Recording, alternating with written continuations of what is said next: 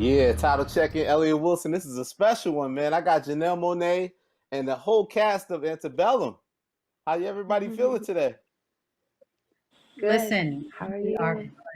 We're feeling brave. I'm feeling brave today. Janelle, your performance is super brave, man. I like the movie. I got the pleasure of watching the movie. It's really intense. Like, I just want you to tell me a little bit about the challenge of taking on that role. Like, there's a lot of intensity and physicality to a lot of your scenes. Like, how did you face that challenge of taking on this role? I mean, this is the toughest role to date for me. Mm. I had to call on the ancestors, my mama, you know, everybody to help highlight what it is like and what it has been like for Black women over centuries as they dismantle white supremacy and systemic racism. So it was heavy. When I read the script, I was very scared, very scared. Mm. And one of the main reasons I was scared is because I felt like this was close to being a reality. Mm. What we, what I was reading, I said, this could actually happen. Mm. The way this country has been going, everything's set up for what happened to Veronica and other people in Antebellum to happen. And so a part of me, out of fear of our future, knew that it was something that I needed to do, knew that my spirit was Mm. telling me that I had to honor the truth and what is going on in this country. And I didn't know if this was life imitating art or art Mm. imitating life. Mm. Absolutely. Let's go to the directors, Gerard and Christopher. Like, this is your first feature film. What a powerful statement. What a way to come out. Like, what drew you to this story? Well, I mean, first and foremost, we're activists as artists, and these really urgent times, it requires that we're not just entertaining for entertainment's sake. I think that a lot of artists, and to Janelle's point, who's been so fearless in this work, that when you have the audacity and you're bold enough to come out and say something, then you have to be prepared for a lot of conversation around that. So it's not something that is for the faint of heart.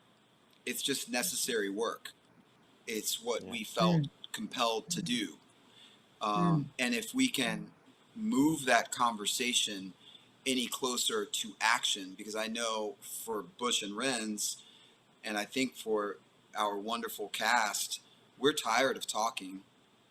Yeah. We'd like to move into a place of action, you know, that we can get away from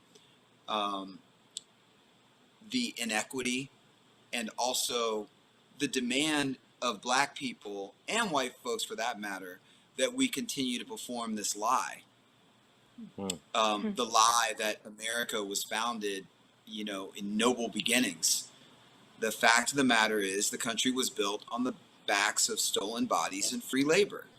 And until we confront that issue head on, you see what happens when you stop performing. Just look at Colin. Look at how he was penalized. As soon as we decide to say, you know what, I'm not going to keep lying. This is not true. And, you know, you see what I can't say his name. It's like saying Rumpelstiltskin, but you see what 45 is doing today. And saying that he's, you know, with I like that Rumpelstiltskin. I like that. That is good. I mean, you know, he's awful. But you know, he's going to teach patriotism in schools and has threatened to defund the state of California if we teach the 1619 Project as a part of curriculum.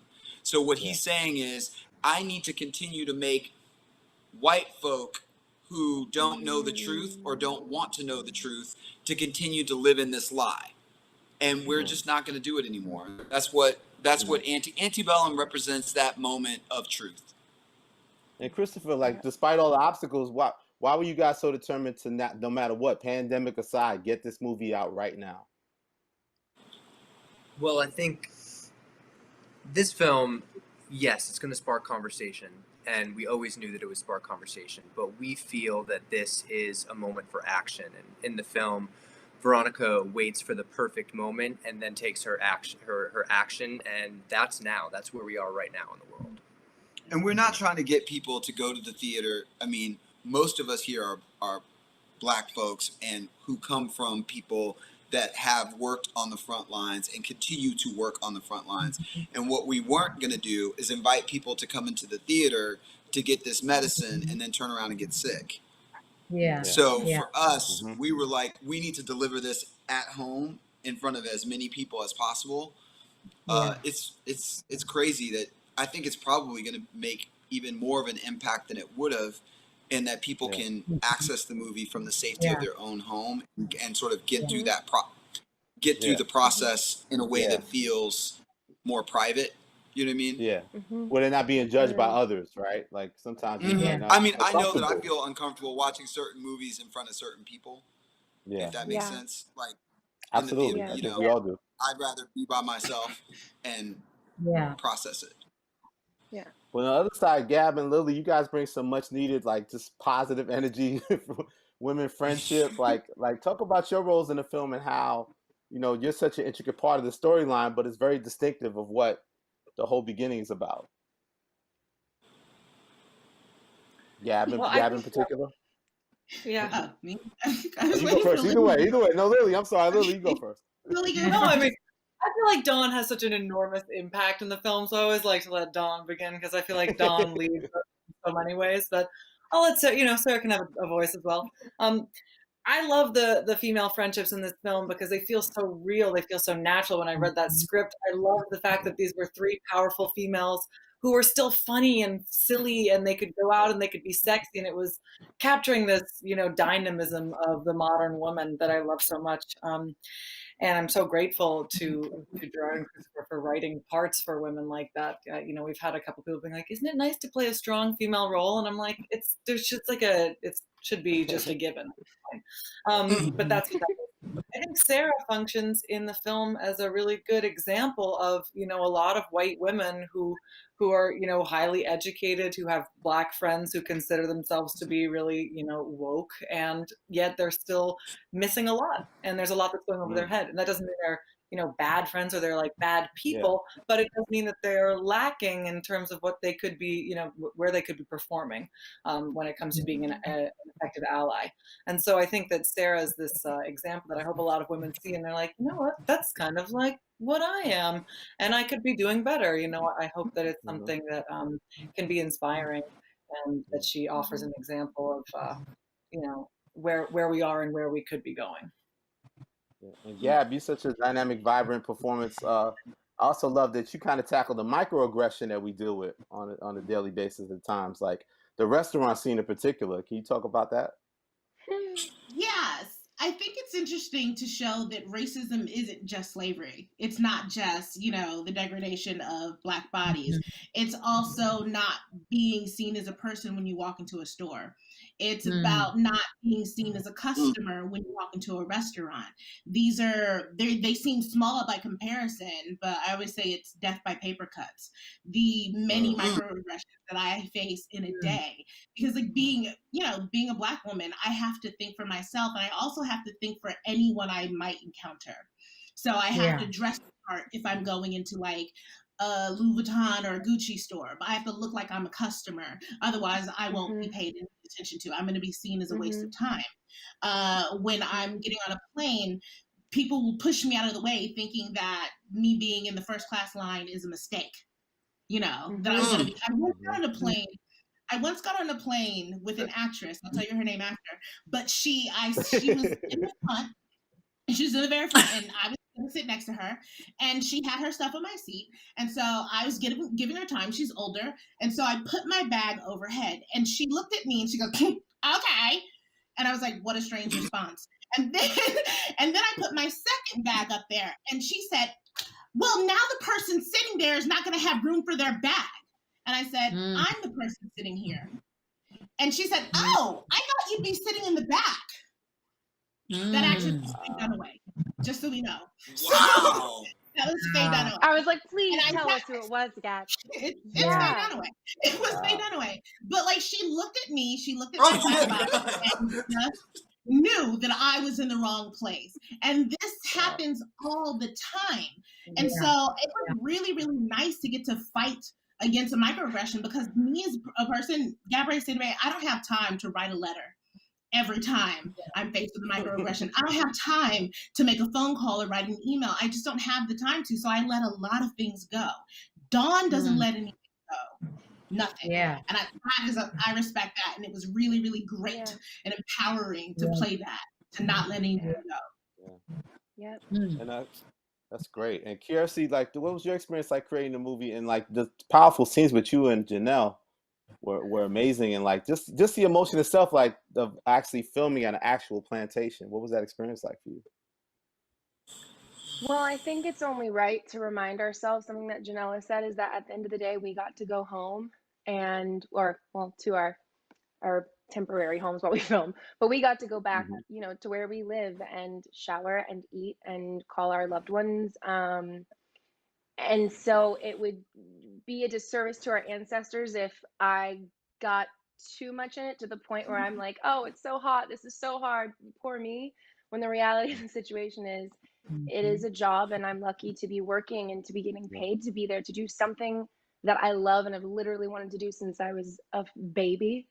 And so it just prompted a lot of gratitude in me. And I mean, filming on the plantation itself, I'm not delusional enough to romanticize it. But it's like eerily and hauntingly, it's beautiful because it's well maintained, but nonetheless, like the way that the trees hang and there's like something in the air that is just always on the back of your neck. And we really used our environment and our surroundings to bring the characters to life, and it was really helpful. But in between scenes, you gotta laugh and talk about what you're watching on TV and shit. I mean, what else are you gonna do? And you were very hands-on in helping to secure certain cast members for this film, right? Yes. I was thankful that the directors Chris and Gerard were including me in some of those conversations, and I was very adamant about Don being Gabourey. Like, soon as I read it, I was like, oh, this spirit lives in Gabourey. Like, even though I know she's like, I don't write a letter, I won't do this. No, that is you have that spirit. And I was like, whoever it is, it can't be, the essence has to already be there. You can't teach that. That spirit lives in Gabourey. And I didn't have to do a lot of convincing. Like, I called, her, she had already read it. My manager, Mikhail, actually saw her in Miami at a panel and told her about it. And because we were talking about her we were like, we have to get her. I know she's like busy. She's this big star and she's lights up everything,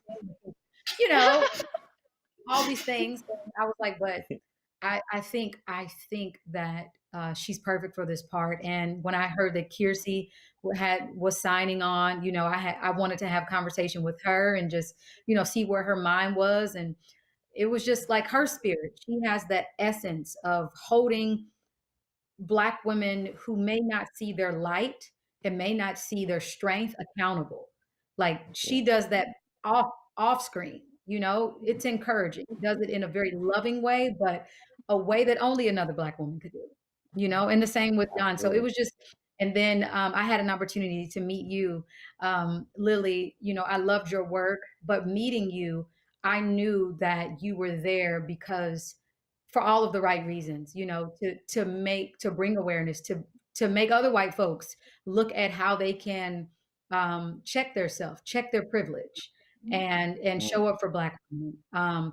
So those were like, the conversations that we had, and I'm just super grateful that we're all on this journey together. Absolutely. And Gerard and Christopher, like, your whole approach to filmmaking, like, I think you guys have said it before, like, it's such a balance of like beautifulness and brutality, right? Even that opening scene, like, can you talk a little bit about your just approach to filmmaking and what you were really trying to capture with that opening scene? I think that we've moved into this space recently where there's just a lot of passive watching. of stories because of streaming. Like you might be multitasking, dealing with your kids or cooking, or we wanted to create something that was an experience that demanded your participation. So from the first scene, we needed to immerse you in the environment, indoctrinate you into the idea of Antebellum. So that was crucial. And I think what a lot of people are coming back with is like they had an experience. It's like you go and you get on the biggest, baddest roller coaster and you see these people and everybody looks really put together. And then you see them come out on the other side of it and they've had an experience. So for us as activists who are artists and storytellers, we're looking for people to have an experience, to feel something, and to continue to have those conversations afterwards. But the mechanics of it, we also hate Gone with the Wind, as all of you know, with a passion. I feel like it is a huge insult to Black people. It makes me so uncomfortable every time it comes on. And I have been determined that one day I was going to correct the record on Scarlett, and we were going to go back and take care of her. And so we got those Gone with the Wind lenses, and we corrected the record.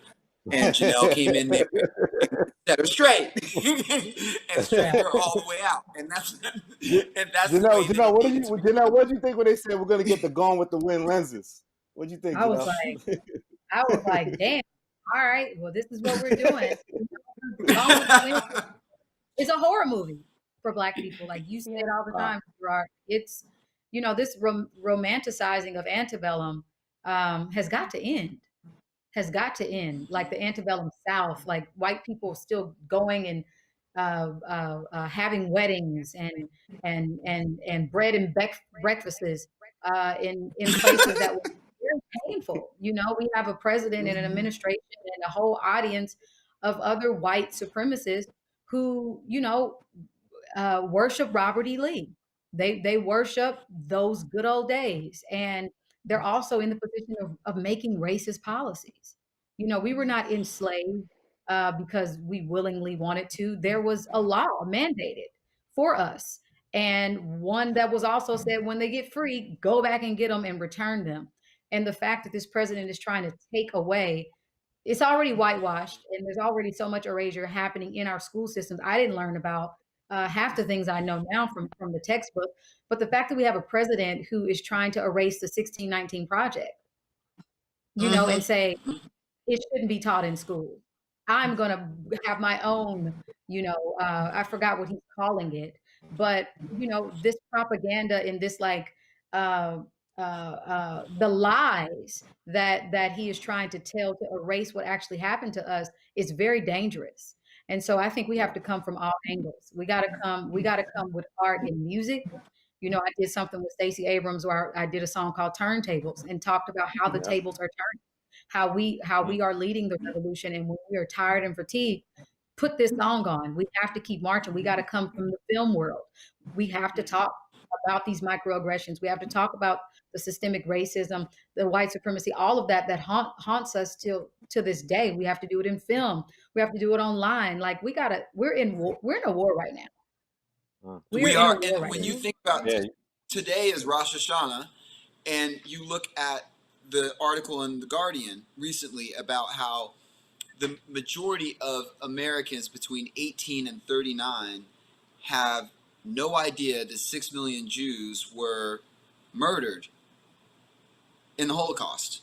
So if you don't know about that, what do you know about enslaved Black people? And a part of the issue for us, I think everybody on this call or this conversation, is that they demand of us that we just automatically be on equal footing economically, that just could just magically happen, given the fact that we were brought here, stolen, brought here, branded with their names, and not expected to survive, frankly. And yet we have the audacity to still be here. Saying that not only do we expect to survive, we expect to thrive. And to your point, Janelle, our education system has failed us. So we need to educate through art. It's insane that no one would ever think to throw a wedding at Auschwitz, yet it's perfectly acceptable for many Americans to think that they could throw a wedding at a plantation. Our education system has failed us. We have not communicated the message, and so that's what we need to do through art. And it's worldwide too, Gab. I think you had spoken about visiting how you impacted visiting a slave castle in Ghana. Can you share that? Yes, I'm Senegalese, and so I also visited the slave castles in Senegal, in Gorée Island. But I went to Ghana pretty much a few months before I read the script for Antebellum. And while I was in Ghana, I did see the slave castles, and I toured it as an adult. And and I'm also I'm a bit of an empath, and so it was a very visceral experience. I felt it everywhere. I heard everything. It's quite a lot. But what stuck with me most was that the slave castles are still standing. They're still there, and they're still there because they were supposed to still be there. That it reminded me that us being free is an interruption. That was never supposed to happen. Black people were always supposed to be enslaved. We were never not supposed to be enslaved. And what's more is, yes, Ghana is apologetic for their part in slavery. Barbados is apologetic for their part in slavery. I've been to so many places outside of the US that has acknowledged their roles in slavery and acknowledged the wrong and been sorry about it. We don't have an apology. That's why we have statues of Robert E. Lee. That's not what they want. They do not want to take accountability. And that absolutely trickles down into our education system. We are fed lies. We are fed lies. And in Germany, if you deny the Holocaust, it is a crime. Go to jail. You cannot do that there. But here, for some reason, just so the people in power don't ever have to feel like they are monsters, there's no accountability for what they've done to us, and that is still done to us. I've never been a slave, but we all have they have had a 400-year head start.